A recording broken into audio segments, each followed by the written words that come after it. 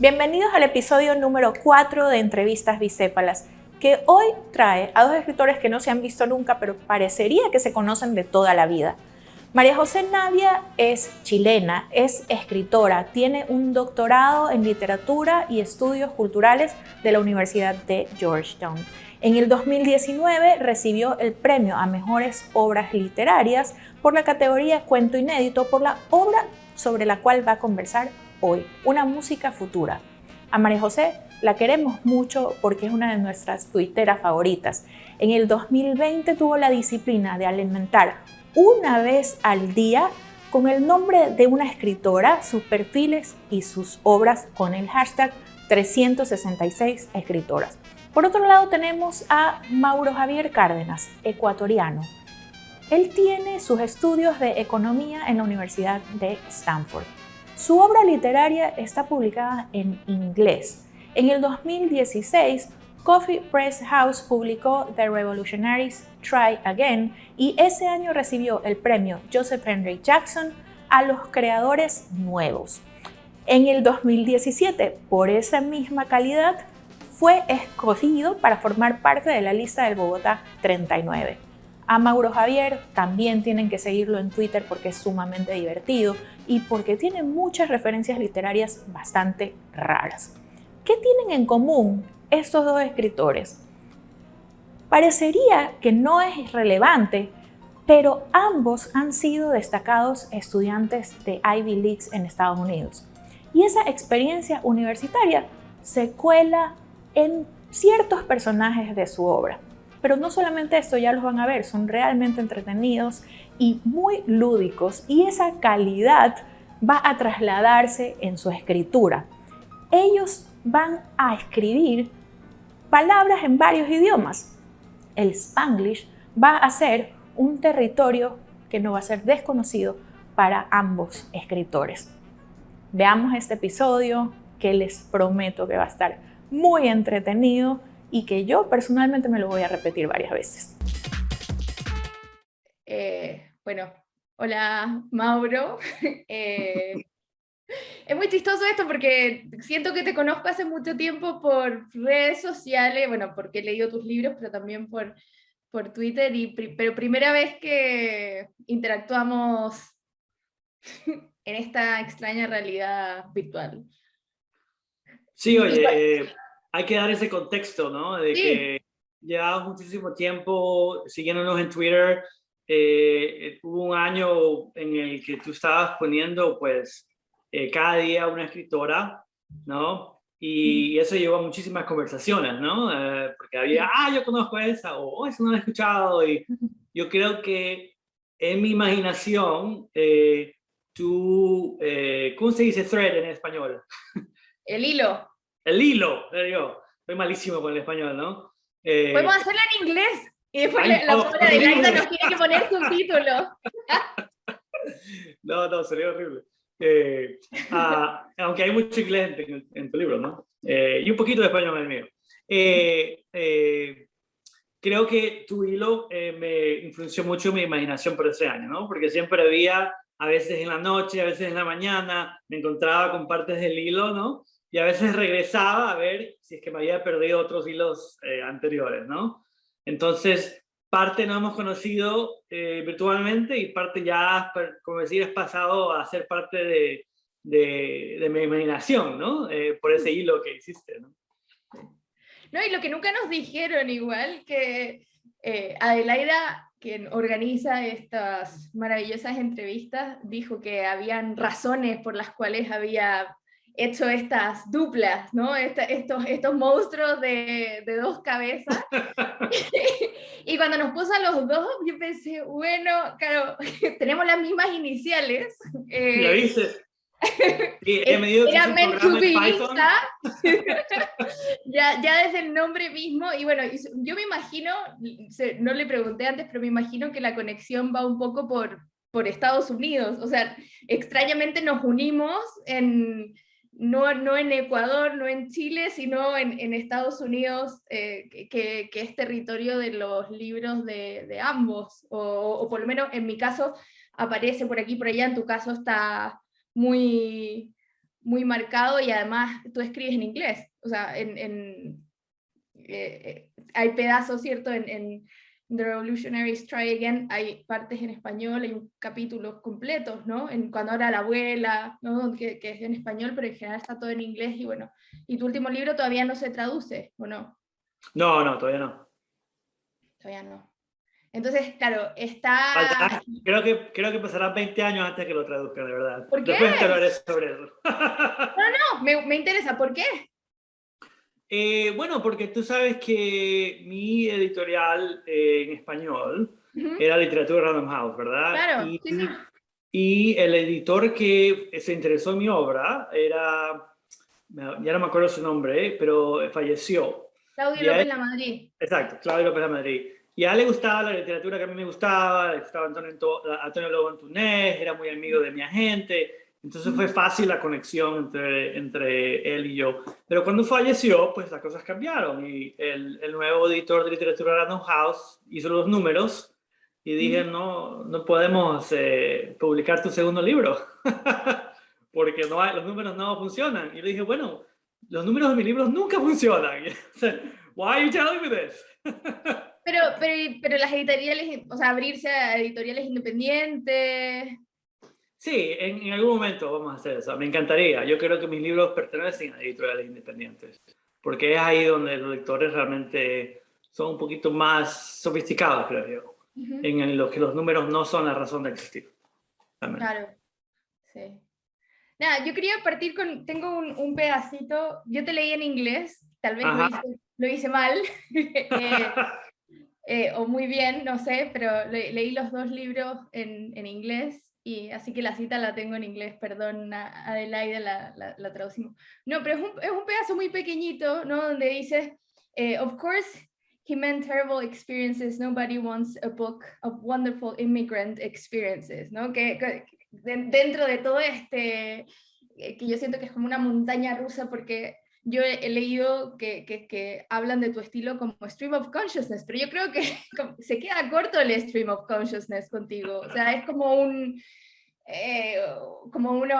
sea, no es un stream, es como unos rápidos, ¿no? Como bajar en una de esos, como unos rápidos en una balsa y que uno se va moviendo porque entre medio hay tantas interrupciones, ¿no? Y bueno, que te quiero preguntar después por esas interrupciones. Pero me preguntaba sobre todo con tu primer libro, con The Revolutionaries.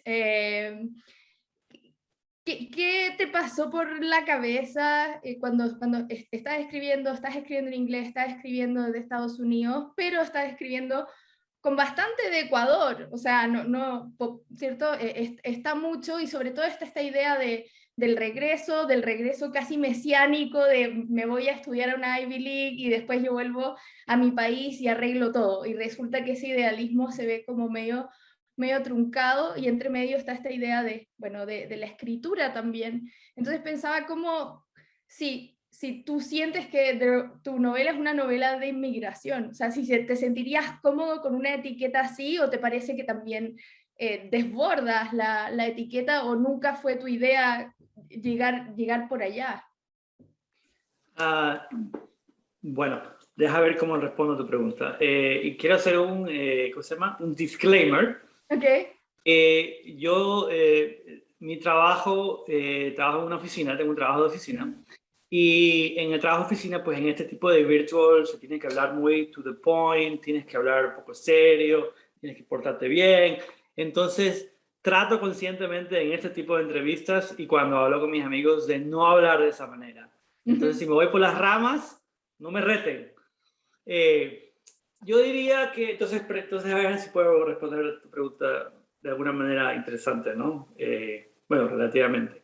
Diría, cuando comencé a escribir el primer libro de los Revolucionarios Try Again, en mi mente el título de esa novela era, en español era Los Revolucionarios Atacan de Nuevo. Okay.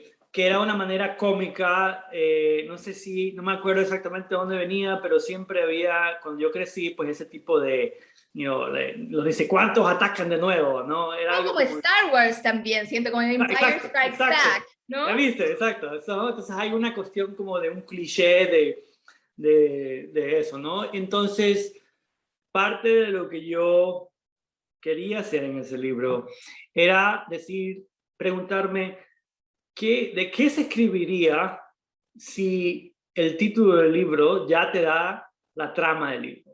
Cuando uno lee la trama del libro Los Revolucionarios del Intento Nuevo, uno ya se imagina, porque ha visto películas, series, telenovelas, lo que tú quieras, ¿no? Se imagina más o menos cómo va la novela, ¿no? Es un tipo que va a regresar a su país y como todos los tipos que regresan a su país quieren supuestamente mesiánicos, quieren regresar a mostrar que han triunfado, en so on, ¿no? Entonces, realmente es una novela anti-inmigración en el sentido de que trata de hablar alrededor del tema, no anti-inmigración en el sentido de que soy en contra de la inmigración, no, eso no. No, se entiende. Pro-inmigración, ¿no? En el sentido de que, o sea, anti-tema, Uh-huh. ¿verdad? Entonces, inclusive me acuerdo, en los primeros drafts del libro, hablábamos sobre eso cuando era más chiquito y tenía un profesor ahí que había leído unos capítulos, decía, pero, dice, el tipo regresa y no hace nada. Yo le digo, bueno, sí es el chiste, ¿no? Claro. De que Antonio regrese no hay nada y que puedas armar una historia alrededor de no hacer nada, ¿no? Uh-huh.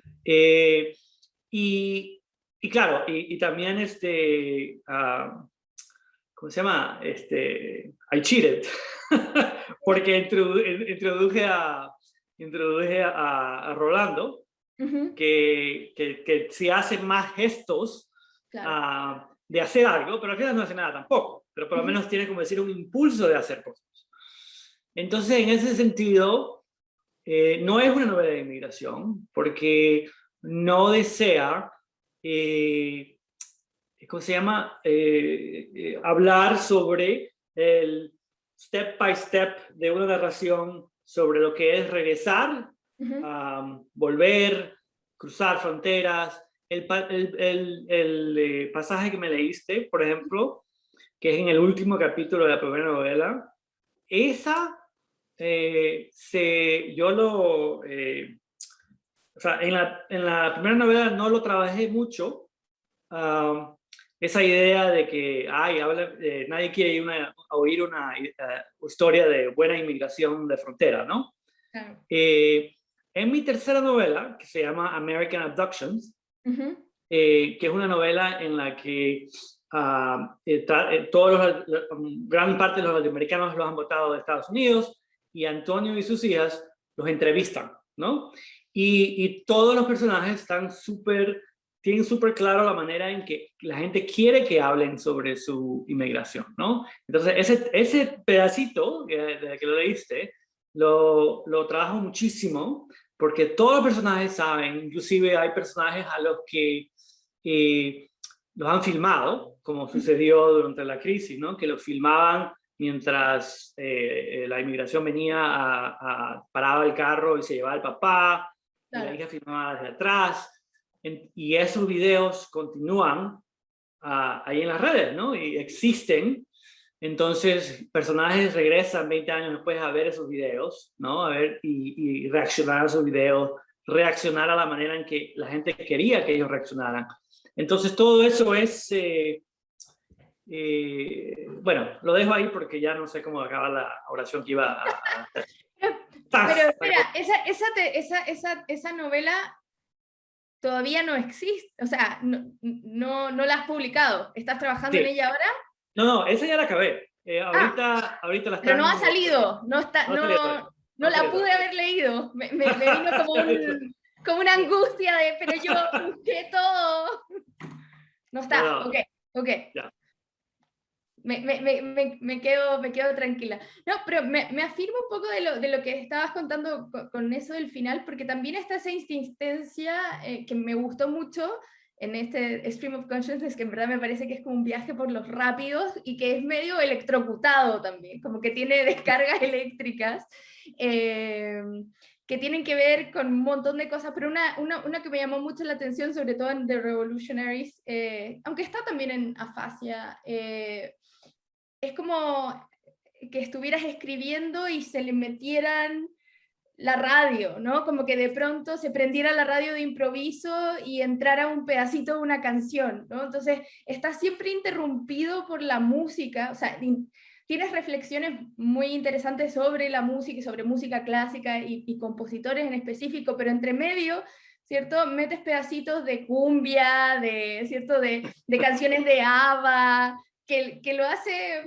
muy entretenido y también de una forma muy rara interrumpe el stream of consciousness, que la idea del stream of consciousness es como que algo que no, que fluye, ¿no? Y que continúa, pero acá es como un stream of consciousness interrumpido, que sin embargo sigue fluyendo con las interrupciones adentro, ¿no? Que lo hace muy interesante y que tú además marcas ¿cierto? Con slash, y con paréntesis, que son como, yo encuentro que tus paréntesis son como acuarios a veces, porque como que entra un mundo entero adentro, ¿no? Como hay un mundo, entonces es como un acuario, un terrario, ¿no? Como pasan cosas en estos paréntesis tuyos. Bueno, y pensaba en ese registro de tantas otras voces, que como novela un poco polifónica de alguna forma, y en esa insistencia por el registro. O sea, ahora cuando estabas dando el ejemplo de tu novela que no he leído, y hablas de estos videos que quedan en YouTube y permanecen, me hiciste acordar de Afasia y las grabaciones de la madre, ¿no? O sea, hay una parte importante de esa novela en donde nos vamos leyendo sobre o sea, la voz de la madre entra, pero entra como una grabación, ¿no? Como un ejercicio bastante... es como Pedro Páramo, pero con tecnología, ¿no? Como la voz de la madre que la traes para ver, y entonces esta voz que entra a través de la grabación y marcas en qué minuto. Entonces, ¿por qué esa insistencia en el registro, en las cosas que quedan y en registrarlo a través de la tecnología? ¿Por qué la grabación, el video? ¿Por qué meter eso dentro de la escritura? Como otra tecnología más, la literatura, o sea, la escritura como una tecnología y estos son otros mecanismos de registro de la memoria. ¿Cómo dialoga eso ahí? Claro. Creo que tiene que ver, bueno, a ver si lo respondo de varias maneras, ¿no? El origen de mi interés por las grabaciones, que la verdad que aparecen en la tercera novela también y aparecen un poquito en la cuarta, es cuando yo estuve haciendo grabaciones hice de voluntario de un non-profit que se llama Voice of Witness, ¿no? Y Voice of Witness publica estos libros en el que entrevistan a personas que han pasado por un Human Rights Crisis, ¿no? Y uno de ellos fue un libro sobre Colombia, que era entrevistaban a los desplazados por la guerra civil, ¿no? Entonces lo que hacían es que me mandaban un audio. ¿Y tú transcribías? Y yo lo transcribía, ¿no? Entonces, todos los domingos me iba a un café donde no ponían música, me ponía esos audífonos inmensos que tenía y me pasaba transcribiendo. Y como era bien lento, pues yo lo que hacía es que cada vez, o sea, escribía y tenía que hacer rewind, escribía y tenía que hacer rewind, ¿no? Entonces era dale, ¿no? Y como te imaginarás, muchísimo de lo que decían era bastante fuerte, ¿no? Bastante emocionante, bastante... ¿cómo se llama? Heartbreaking, ¿no? Y doloroso. Y entonces, para mí creo que esa fue parte de la semilla de cuando conectas, qué tan fuerte puede ser para uno emocionalmente escuchar la voz de alguien en audífonos, ¿no?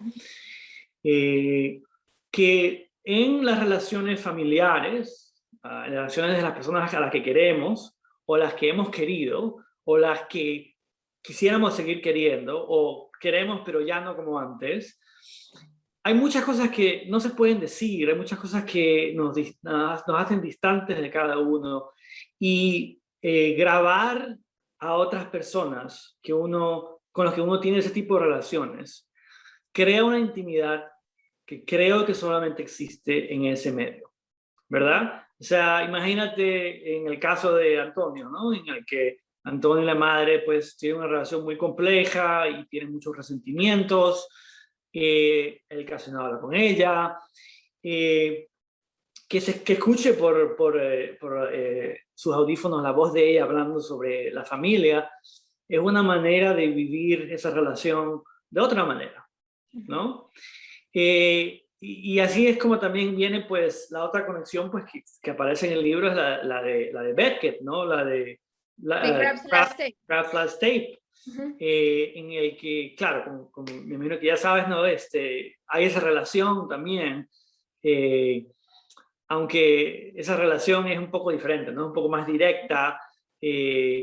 Y bueno, entonces, esa es parte de cómo entra, pero yo creo que a mí en lo que se relaciona a la tecnología, puede ser grabación, puede ser música, puede ser TikTok, puede ser hay películas también, mencionas El Exorcista, hay algunas películas también que llegan. Creo que es una función, creo yo, de cómo yo me relaciono con el mundo. En el sentido de que una película sea buena o mala, ¿no? Dependiendo, pues tú me imagino que te pasará lo mismo, ¿no? A todo el mundo, que uno es chiquito, si uno ve una película mala, las imágenes le quedan en la cabeza, ¿no? Porque lo impresiona a uno, ¿no? Entonces, ver al exorcista cuando uno es un niñito, pues, o sea, doesn't matter the movie is good or bad, ¿no? O sea, es una imagen, ¿no? Entonces, para mí, en la manera que yo escribo, busco, ¿cómo se llama?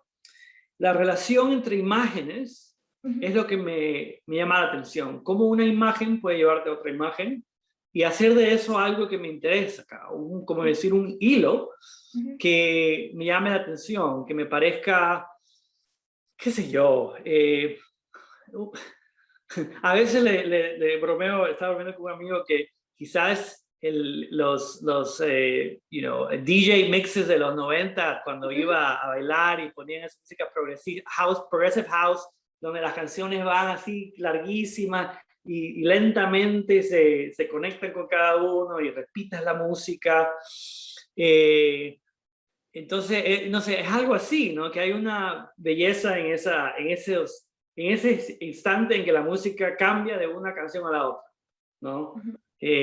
Bueno, más o menos eso. No, pero es que está bueno porque dijiste una palabra que creo que también es importante para tu obra, que es la idea de las repeticiones. Yo creo que hay un juego también muy bonito con el lenguaje, con las repeticiones.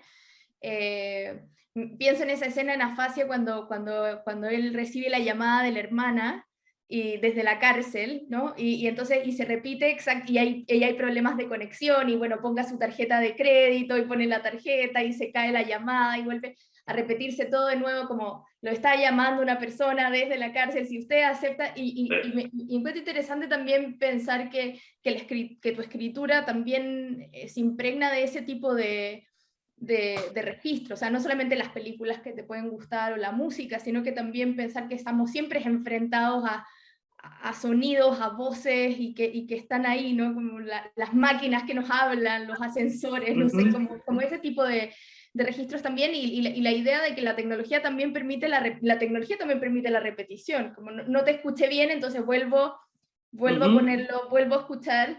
Y entonces da esta sensación un tanto melancólica, yo creo, en tu libro, o sea, como esa idea de regresar, de volver, de retomar, que está ahí también. Y pensaba también en relación a la memoria, o sea, cuando pensamos en la historia de la emigración, o si no es una historia de la inmigración, es interesante pensar la diáspora. Cuando uno piensa en inmigración latinoamericana a Estados Unidos, siempre se piensa en las personas así cruzando el río, entrando, pero la gente que entra con una beca, ¿no? como el inmigrante, claro, o el inmigrante que llega a estudiar a una universidad, que por supuesto no tiene esos niveles de dificultad, pero también... también trae cierta precariedad, ¿no? Como cualquier inmigrante en Estados Unidos no está totalmente seguro, siempre tiene que tener mucho cuidado, ¿no? Y creo que eso lo demuestras muy bien también, pero pensaba en la idea de cuando pensamos en Latinoamérica, yo creo que un tema que siempre llega de alguna forma u otra es la memoria histórica, como cómo mostrarla o mostrar la imposibilidad de esa memoria. Yo creo que en tu caso también está atravesada por la tecnología y por todas estas otras voces. O sea, hasta el Chavo del Ocho mencionan, ¿no? Como sample ¿no? Y está metido entre medio, entonces creo que, no sé, tal vez, si bien tal vez de alguna forma escapa la cajita, los bordes de la novela de inmigración, finalmente uno podría pensar en este lado como de novela latinoamericana, que está rescatando en una memoria, pero que es una memoria muy atravesada y un poco a lo Bolaño, tan comparado con Bolaño, o sea, por lo menos la primera novela, y está ahí, como esa épica de ir a buscar ¿cierto? A Cesárea Tinajero y que muera, ¿no? Como que desaparezca en el desierto los detectives salvajes. Aquí los revolucionarios como try again, ¿no? Porque algo no pasó bien una primera vez para que tengan que intentarlo de nuevo, ¿no? Entonces, pero a la misma vez, a mí no he leído que te hayan hecho esa referencia, pero a mí se sentía mucho también como el retrato del artista adolescente de Joyce, Los Revolucionarios, sobre todo en como búsqueda de la vocación, pero también en los jesuitas y toda esta formación católica, ¿no? Como este grupo de amigos. No sé si Joyce sobrevolaba también, dentro de tantas referencias que tú haces a Virginia Woolf, ¿no? Sabes que cuando hice una vez un evento con un escritor mexicano aquí en San Francisco para la primera novela, lo que él dijo fue que fue muy gracioso, fue que cuando leyó la novela dijo, esto es como, ¿cómo lo dijo en inglés? Dijo, this is what it must be for Americans or Europeans to read Ulysses. I get all the references. ¿No? Tengo todas las referencias, ¿no? El Chavo, las novelas, la música. Entonces, creo que sería una manera de hablar del primer libro, ¿no? Porque el primer libro creo que es en parte el que tiene más de la experiencia de Ecuador y la experiencia de Estados Unidos, ¿no? Entonces, es una memoria de un tiempo muy específico en Latinoamérica, ¿no? Claro, sí, por supuesto. De los 80s, 90 y de las novelas que había en ese entonces, de la música, de la manera en que nos veíamos nosotros en ese entonces en relación a Estados Unidos. Entonces sí, es parte de eso, ¿no? Porque como hablábamos antes de que es una novela antitema, entonces la memoria se viene, ¿cómo se llama? Fácilmente en ese tipo de novela antitema, ¿no? Porque, ¿cómo se llama? You slow down the plot o te quitas la trama. Eso te iba a decir, yo no sé si hay tanto, yo no sé si la idea de plot es tan importante acá, yo creo que es más el estilo y el cómo contarlo, más que una idea de algún argumento muy ordenadito. Sí, eso es que inclusive he estado pensándolo hace mucho en la novela que estoy trabajando ahora porque, o sea, porque he usado muchísimo la memoria como parte del material. Entonces me he estado preguntando, bueno, ¿y si remuevo la memoria de los personajes, qué queda? O sea, ¿en qué pensarían? ¿No? O sea, ¿cómo haces una novela en la que los impulsos ya no vienen de lo que te acuerdas, de lo que te pasó cuando eras chico, de lo que te pasó 20 años atrás, sino que es más del momento? Parte de la respuesta podría ser lo que hace, por ejemplo, Lucy Ellman, ¿no? En Dogs Newburyport, en la que muchísimo de lo que sucede, de lo que le pasa por la mente a la narradora es del momento, ¿no? Y viene pues flashes de música también y cuestiones por el estilo. Aunque por supuesto no había yo leído esa novela cuando escribí mis dos primeras novelas, pues hay cierta conexión. Aunque a Lucy Ellman no le gustó mi segunda novela, por cierto. ¿En serio? Porque decía que tenía mucho plot. Yo le dije, ¿en serio? Bueno, ¿qué le vamos a hacer? Sí, pero... No, y te iba a decir que cuando mencionabas para tu próxima novela, lo de la memoria pensar, también o sea, en Afasia, que es una novela que tiene mucho lenguaje, ¿no? En distintos registros y grabaciones, y he writes, y he says, ¿no? Y él escucha la grabación y todo eso, pero, y historias adentro de historias, pero al mismo tiempo se llama afasia, y yo pensaba, bueno, si esta no, como si se llama afasia, y pensar en una dificultad de comunicación, de algo que no estoy pudiendo comunicar bien, ¿no? Yo estoy leyendo algo que tiene una falla, ¿no? O sea, no que tu novela sea fallida, tu novela es fantástica, pero me refiero a como pensar que yo leo esta historia y me deslumbro y me gusta mucho y sigo a tus personajes y sigo todos los juegos con el lenguaje, pero para mí el título me marcaba como, pero hay algo que no estás viendo, ¿no? Como te estoy entregando algo, pero hay mucho que no, ¿no? Hay algo que no se está comunicando como debería, y uno como lector cae en el juego de cerrar la novela y decir, bueno, pero esto es, pero para mí el título la abre, como la interpretación que uno podría tener. No sé para dónde iba tu Sí. título. Y ahí prometo cerrar, Gabriela, que nos mira con cara de para de hablar.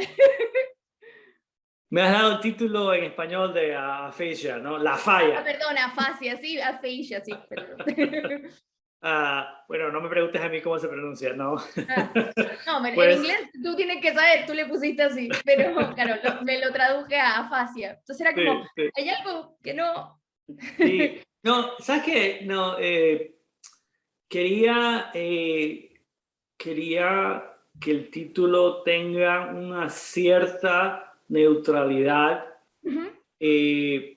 porque el libro, mira, si el libro se llamaba, por ejemplo, Family Planning o like Ajá, Family whatever, entonces tu mente enseguida que es todo sobre la familia.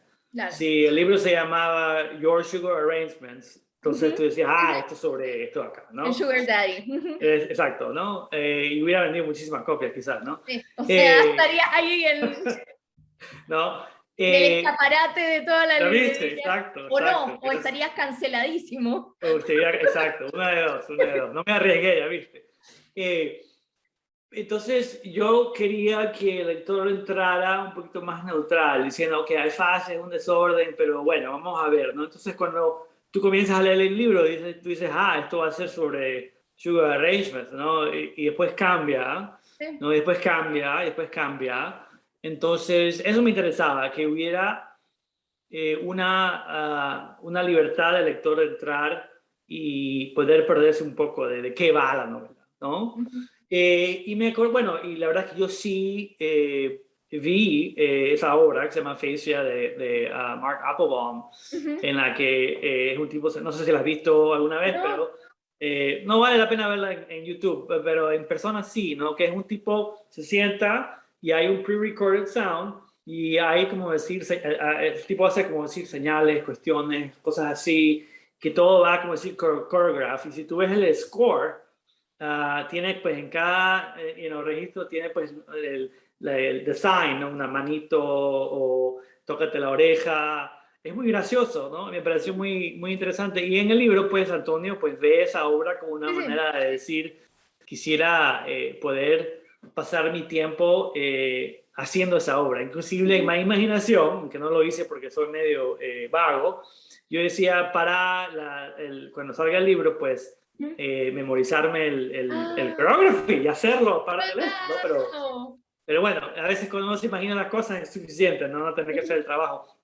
Pero Mark Apple sí me mandó el score, ¿no? Entonces sí lo Ujú. tenía y bueno, entonces esa es parte de la manera. Y la verdad es que no, a la palabra ficha depende pues del lector, ¿no? Para algunas Claro. personas podría ser, ok, ya sé lo que significa, quizás tenga familiares que lo tienen, entonces es una manera más clara de lo que podría ser y te confunde el libro. Ujú. Para mí la gente la palabra fácil podría ser que sea un poco más neutral.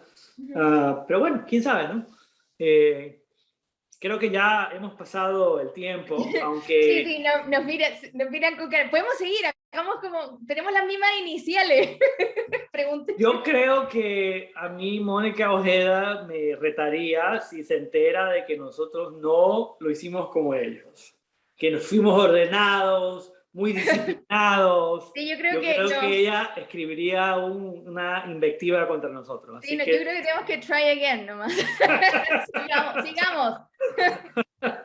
Sigamos, Pero sigamos. bueno, Vamos a hacer como una mini pausa, pero en verdad, claro, a mí me gustó mucho o sea, entiendo lo de la neutralidad y la referencia específica, pero me gusta eso de pensar que, claro, que el lenguaje no basta y que cuando ya pensamos que no estamos comunicando, tal vez no estamos usando las palabras que tenemos que usar y que al final toda relación humana tenemos muchos problemas de miscommunication, ¿no? Como y creemos que nos comunicamos, pero yo creo que funcionamos de milagro por coincidencias y azares más que porque nos comuniquemos muy bien.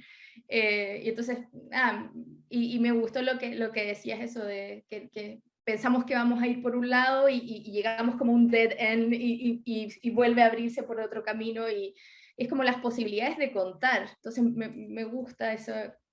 Me gusta esa idea de estas novelas, bueno, y tus oraciones eternas con electroshocks en el camino.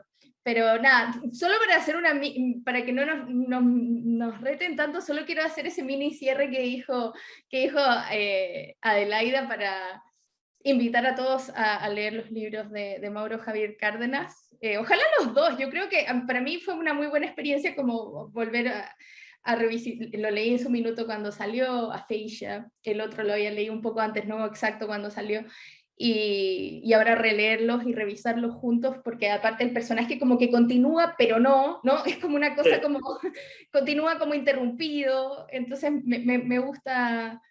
Me gusta eso y creo que eres una voz muy original y extraordinaria y traes mucha literatura. Me gustan los libros que leen, que aparte de contar están leyendo en sí mismo y que son maquinitas de leer.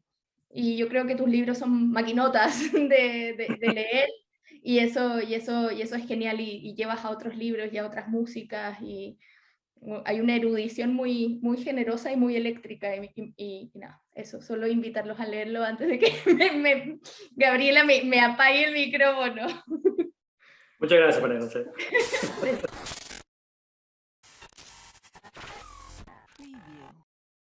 Bueno, vamos a comenzar el lado 2, lado B. Aunque la referencia no es exacta, right? Solamente side B significa, como decir, de... Pero me gusta hacer un side B. ¿Te gusta el side B? De hecho, quiero hacer un hidden track, ¿no? Ni siquiera como cuando aparece de pronto una canción que cuando el CD se acabó y quedó puesto y de repente se pone a sonar como 5 minutos después y uno piensa que llegó un fantasma. Eso, quiero hacer el hidden track. ¿A ti te pasa cuando estás escuchando Spotify y se acaba el álbum y te sigue poniendo la música y a veces te ponen los non-release tracks de la misma canción? Claro, eso me pasa con The Cure. Claro. Bueno, vamos a hablar entonces de María José Navia en una música futura.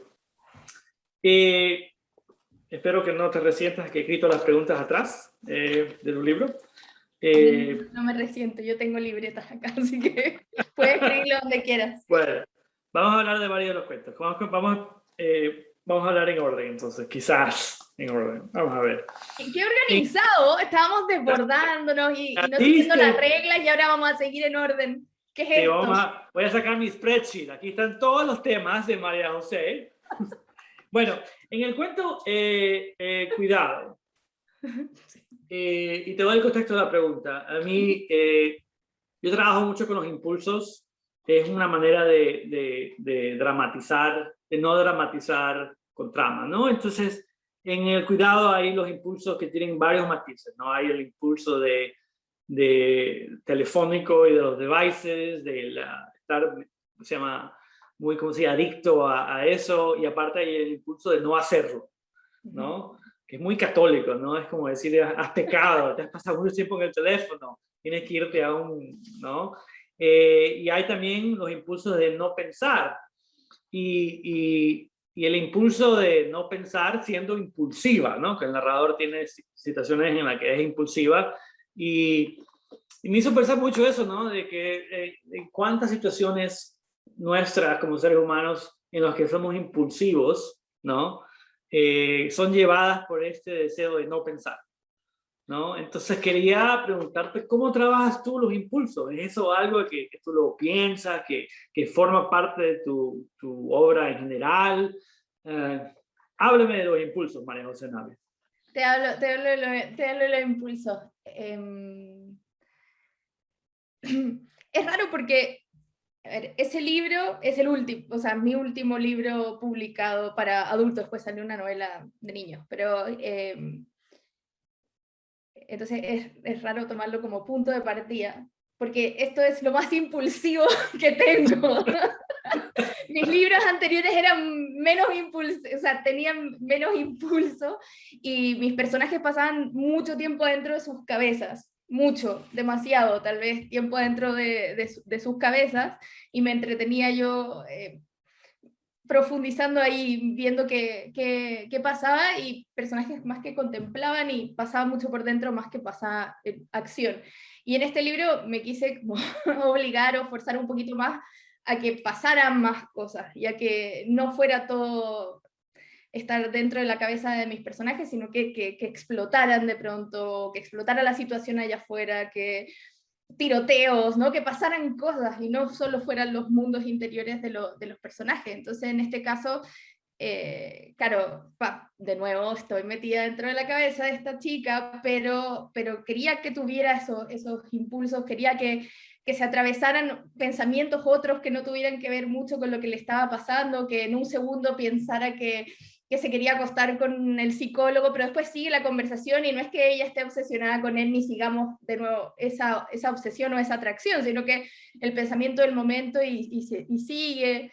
Quería que también que el cuerpo estuviera más presente, entonces en las otras cosas que yo escribía en general no estaba, de nuevo, era todo muy en la cabeza de los personajes, entonces para mí esto fue una novedad de meterle y que esta chica como sintiera su cuerpo y los olores y que se viera que está embarazada o eso se deja entrever y que lo sintiera como un animal enjaulado que la raspa y que estuviera ahí. Entonces, para mí está muy relacionado, como tú dices, con no pensar, porque quería que el personaje no pensara tanto, o que por lo menos que la narración no se quedara tanto solo en la cabeza de esta chica, sino que algo hiciera un poquito de cortocircuito allá afuera, si bien siguen siendo historias donde por lo general pasamos más tiempo en la cabeza de los personajes que otra cosa, pero que haya más ese impulso y que haga cosas que no necesariamente vayan hacia algún destino, o sea, lo que pasa en el final de ese cuento también, o sea, lo que pasa con el otro personaje da igual, o sea, no es algo ni central, ni importante, ni es una relación que vaya a nada. Entonces me gustaba terminar allí, entonces es como lo más, entonces, sí, y además que los impulsos se ven como, creo que se ven más marcados porque están en este contexto donde no se pueden hacer muchas cosas, ¿no? Desde el suerte de centro de rehabilitación para adictos a la tecnología, y ella va allá porque ahí vive la hermana y se va a escapar de su vida. Le da lo mismo el tema de la tecnología, ella está ahí porque ahí es donde se puede ir a quedar. Y entonces, claro, en esta restricción ella está ahí como que también desborda un poco lo que pasa. Entonces, por eso hay un poco más de impulso y en lo que estoy escribiendo ahora, para hacer trampa también, se va más para allá también. Yo creo que en mi camino se están desbordando mis cuentos, están más largos, mis cuentos de ahora tienen 40, 50 páginas, como que algo está pasando ahí, como de cambio de estilo un poco. Entonces creo que, por lo menos en mi imaginación, la última imagen del libro, del cuento, en la que la protagonista pues lo pone contra el árbol y lo zamarrea y todo eso, y es se lo podría ver como una, ¿cómo se llama? Una metáfora de la escritora diciendo, ya se acabó esto de solo pensar. ¡Hagamos cosas! Hagamos cosas. Me gusta eso, me gusta eso. Hay una, no sé si tal vez esta reverencia pop es demasiado tonta, pero ¿has escuchado a Miranda, un grupo argentino pop? No sé ccómo va la canción. Cántala No, no, ahora. no, que tiene una no, no, no voy a cantar. Esto no es karaoke bicéfalo. Tal vez podría ser. No, no, pero es que tiene una canción que, a lo mismo, que sigue y va cantando cosas y de repente para la canción y dice, pasemos a lo bueno. ¡Pah! Y se acaba. Y es como, eso es. Eso, ¿ya viste? Pasemos a lo bueno. Hacemos a lo bueno. Me gusta eso, me gusta eso. Ah, ok, quería hablar de los tíos. De los tíos, en los tíos, bueno, parte del cuento se basa en esta idea de que puedes alquilar a un hijo, ¿no? Y estuve pensando sobre eso y yo decía, ¿será que los seres humanos tenemos todos este deseo de poder alquilar personas de que sean hijos, padres, esposas, esposos, amantes, lo que sea, para que sirvan exactamente para lo que queremos, ¿verdad? Y que de ahí ya no. Y que no vengan con todo el baggage Claro. de ser humano. Y estaba pensando porque puede ser que sea el mismo artículo que leíste tú. Hubo un artículo hace muchos años sobre El en Japón. de Bateman en Japón. Sí, en Sí. el New Yorker. Sí. ¿La viste? Sí, sí, sí. Y lo que me llamó la atención de ese artículo es que no sé si, me imagino que te enteraste, que Sí, que era resultó... mentira. ¡Es mentira! ¡Sí! Entonces Me yo enteré. pensaba que el deseo de nosotros de creer que eso es posible Sí. no, los llevó a hacerlo, ¿cómo se llama? I want this to be truth, you know? Sí, absolutamente. Entonces esa es la pregunta, ¿no? O sea, ¿crees tú que ese es un deseo universal? ¿Cómo te lo imaginaste en tu mente? ¿Te lo imaginaste solamente que, bueno, va a hablar solamente del hijo? ¿Te imaginaste a otros familiares? ¿Cómo abordas ese tema del reemplazo, el alquiler Cosas. de familiares, ¿no? Sí, sí, sí. No, quería varias cosas, pero primero o sea, leí efectivamente ese artículo y me pareció muy interesante. A mí ella me gusta mucho, además, me gustó mucho de Possessed, sobre todo, de Idiot no tanto, pero esa idea de poder como suplir una falta. Y de hecho me parecía hasta bonito en algunos casos en la historia que contaba este artículo, ¿no? De una chica que alquilaba a un padre para que Claro. fuera su graduación, ¿no? O para su matrimonio, para que la llevara al altar. Me parecía casi bonito, ¿no? Que se pudiera suplir esa ausencia de alguna manera.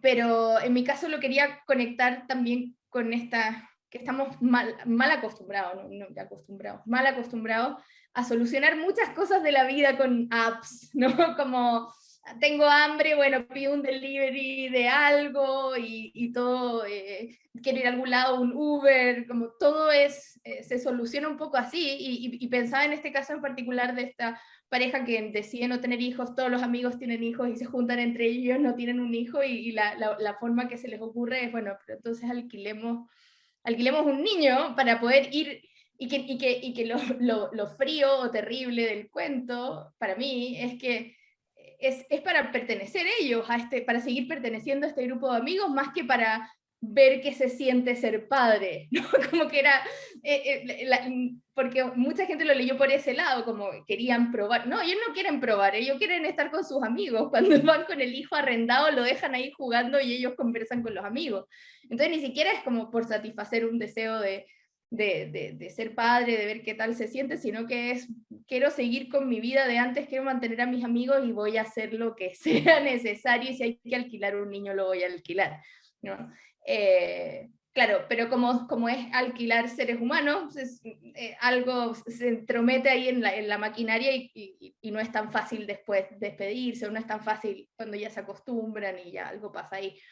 Y por eso tampoco quise cerrar ese cuento y termina con una pregunta, porque no, y no se sabe qué van a decidir, si quieren seguir con esto o no quieren seguir con esto. Entonces, no sé, me gusta la idea en general, no solo con ese cuento, de pensar otras formas de relacionarse en la vida, como que vayan más allá de los lazos familiares o de pareja.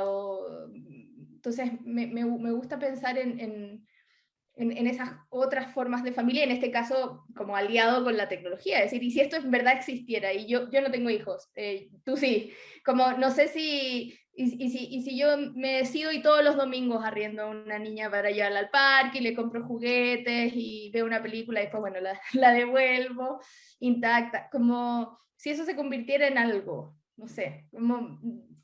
Yo lo hice más como pensando que iba a ser un cuento absurdo dentro, como buscando ese tono, y mucha gente le da mucho miedo al cuento, como que se siente como, ¿Sí? la reacción ha sido de sentirse muy perturbado, y yo lo veía más como llevar al absurdo toda esta lógica del puedo solucionar mi vida desde mi teléfono, y todas las necesidades que pueda tener las puedo solucionar de esa forma, y hay una app que tiene exacto lo que yo necesito, y que se pudiera llevar a este caso. Y además, como el libro Una música futura, quería jugar con algunas ideas de futuro, y una de las cosas que se suele decir como un cliché es que los niños son el futuro, ¿no? Como ellos son el futuro, futuras generaciones. Entonces me importaba que hubiesen niños en el libro, en distintas, en relación a situaciones de violencia, de inmigración, de qué sé yo. Y entonces acá también están estos niños que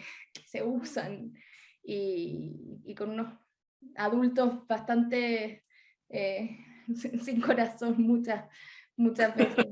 Sí.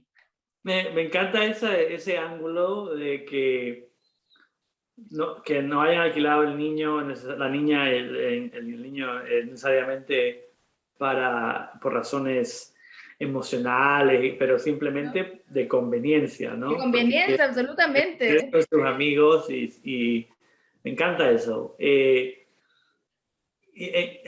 Hay cierta relación entre ese cuento y mi segunda novela, en el que también hay un deseo de que Antonio, pues cuando se mete en esos, el website Sexual. de Sexual Sugar Sugar, arrangements.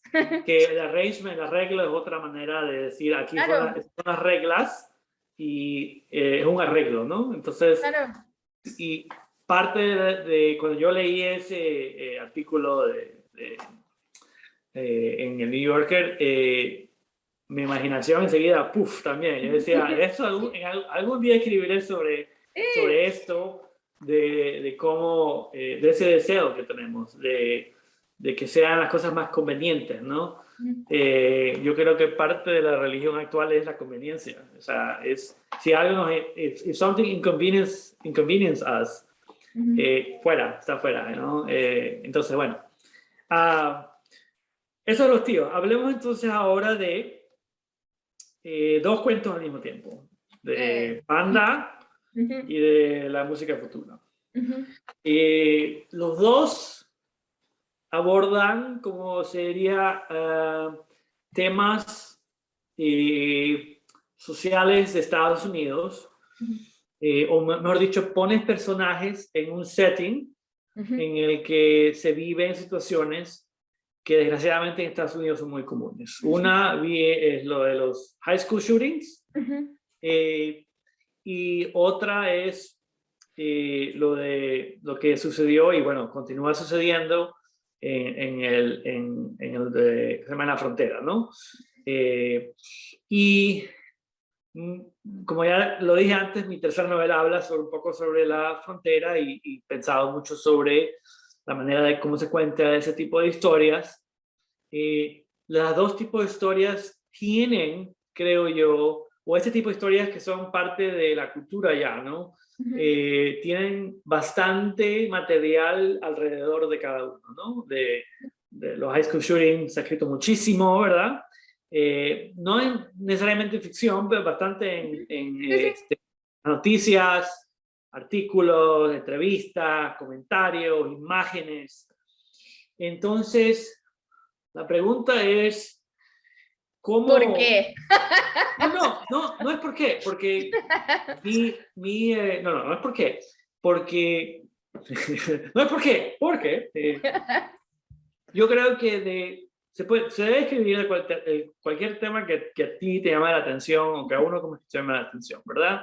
La pregunta es, ¿cómo uno aborda esos temas de una manera en el que uno no repita que se llama el murmullo de la cultura, ¿no? Que usualmente son, pues, este tipo de artículos en el periódico y todas estas cosas. Entonces, estoy como diciendo que te metas en una máquina del tiempo y trates de acordarte de cómo los pensaste, o sea, de cómo pensabas,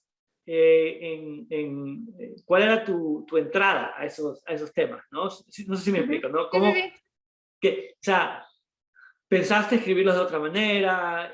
¿Tuviste varias opciones que estabas buscando? ¿Cómo te decidiste al final en ese tipo de entrada, ¿no? En el cuento? Más o menos eso es lo que... Sí, no, sí me acuerdo perfecto. Me acuerdo perfecto. ¡Qué buena memoria, María José! Nunca lo voy a olvidar. No, pero es que sobre todo Panda, que a mí es el cuento que más me gusta de ahí, y es el cuento que más me gusta, period, digamos, de todas las cosas que yo he escrito. Lo pasé muy bien escribiendo ese cuento. Y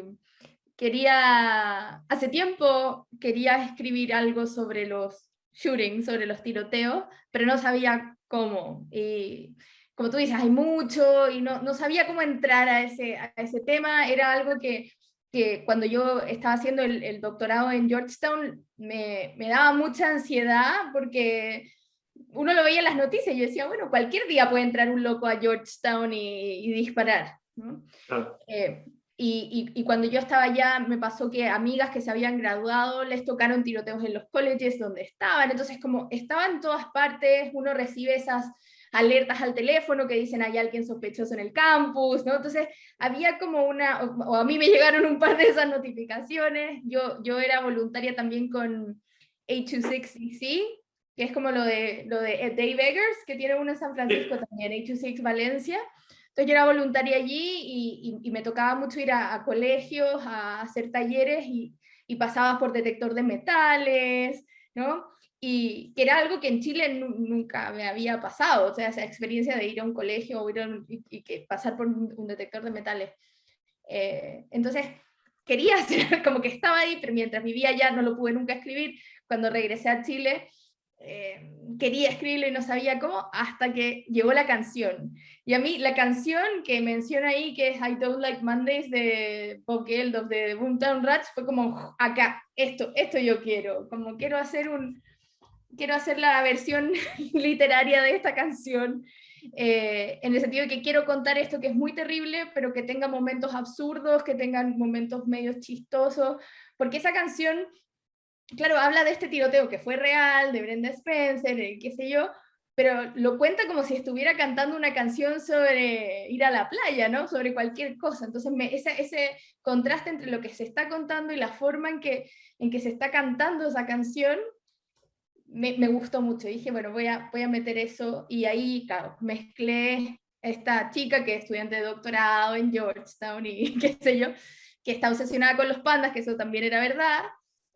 Yo miraba la app del zoológico de DC que tiene pandas y los miraba mientras escribía la tesis, entonces metí ese que es medio chistoso entre medio, y los temas de ella como chilena en Estados Unidos, y entre medio, claro, se le cruza un tiroteo en la universidad, y eso la hace como obsesionarse con esta canción, y todo pasa además en un día de Halloween, ella llevando unas niñas a pedir dulces, todos disfrazados. Entonces como que quería ese absurdo de estar mezclando estas cosas muy terribles con chicos pidiendo dulces, y ella que termine disfrazada de panda tomando té en un basement, ¿no? Como esa imagen muy ridícula y absurda que estuviera ahí. Entonces me gustó mucho, y de hecho yo escribo varias cosas a la vez. Estoy escribiendo, y una de las cosas que estoy escribiendo ahora es una novela que es como la expansión de Panda. Entonces,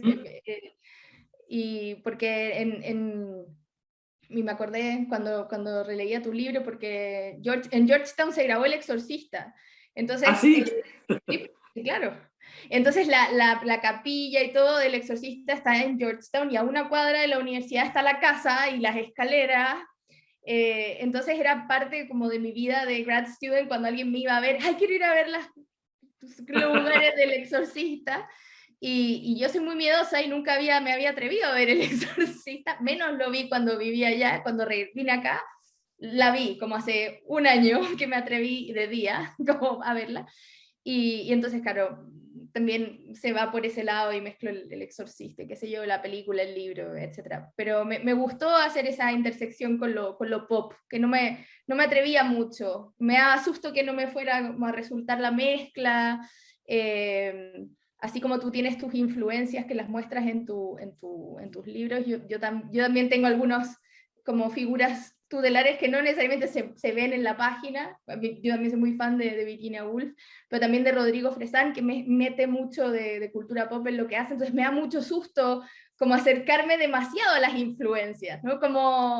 Entonces siempre con mucho cuidado haciendo estas mezclas pop, y en ese cuento funciona así. Y en el caso de una música futura, quería hablar sobre el tema de la frontera, los niños en estas jaulas, pero no quería que fuera exacto lo que estaba pasando. Entonces por eso lo acerqué un poco a algo más sobrenatural, y entonces estos niños cuando se quedan ahí empiezan a cambiar y se les cae el pelo y les salen escamas y se les saca de la lengua y empiezan a pasar como transformaciones en los cuerpos, y los niños no hablan, pero algunos silban y hacen este ruido que perturba a todos los adultos. Entonces quería como darle ese giro también, acá no hacia lo absurdo, sino como hacia lo sobrenatural, y están en varios de los cuentos. O sea, tratar de llevar mis temas de siempre a sectores un poco más oscuros, y jugando a veces con lo distópico en algunos relatos, como darme esas libertades como dentro de lo que estaba contando.